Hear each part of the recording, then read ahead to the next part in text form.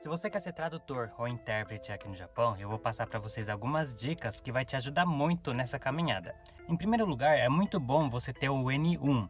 Muitas pessoas falam que a partir do N2 você já pode começar a caminhada como intérprete, como tradutor, e isso é verdade. Mas se você fica só no N2, você sempre vai ser um intérprete, um tradutor que está sempre um passo atrás. As pessoas vão contratar o seu serviço, vão confiar no seu serviço talvez, mas sempre elas vão pensar que tem alguma coisa melhor.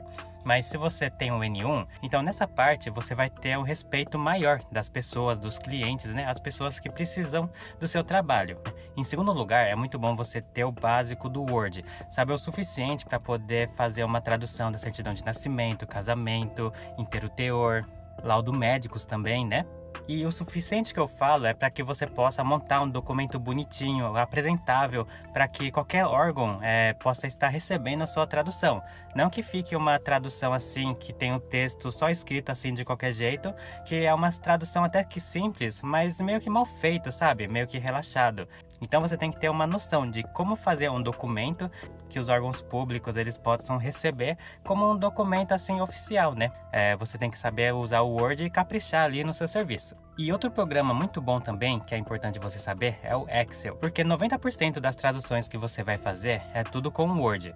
Mas tem algumas traduções que tem ali um layout assim bem complicado que somente dá para reproduzir com o Excel.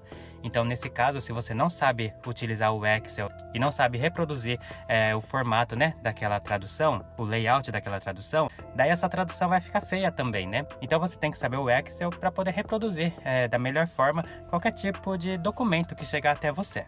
E outra coisa que eu acho assim muito importante, é bom você também ter um tipo de controle de qualidade, ter um tipo de ética. Por exemplo, né? Quando eu vou no hospital, eu não faço simplesmente a tradução do que o cliente ele está falando. Eu sou muito fiel em expressar ali o sentimento, as dores, os sintomas do cliente para o médico. Eu também sou muito fiel para traduzir o que o médico fala para o cliente.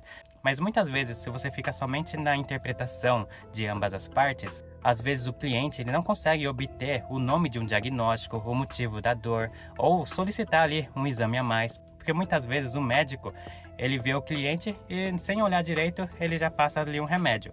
E o cliente ele volta para casa sem ter nenhum diagnóstico, né? Então é aqui que entra o intérprete. Então o intérprete ele pode chegar ali e falar para o médico: você receitou esse remédio, mas qual será o diagnóstico desse cliente? Ele vai ter que chegar na fábrica ou vai ter que chegar nos pais e falar o que aconteceu. Que tipo de coisa eu posso falar para eles? Daí o médico, ele a partir daqui é que ele fala, né? Isso aqui é só uma gripe, não precisa se preocupar. Ou eu tô com suspeita de uma tal coisa, mas eu achei melhor não falar nada.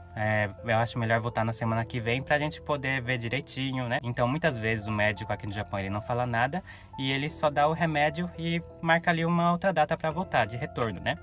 Mas se o intérprete ele pode entrar no meio e poder estar tirando essas dúvidas, isso ajuda bastante. Então isso que eu chamo de controle de qualidade. O cliente ele solicita o nosso trabalho para estar ali fazendo a interpretação no hospital, mas eu tento no máximo tirar toda de informação que eu preciso assim do médico para que o cliente ele possa voltar para casa dele com um diagnóstico, com algum tipo de sensação de alívio também, né?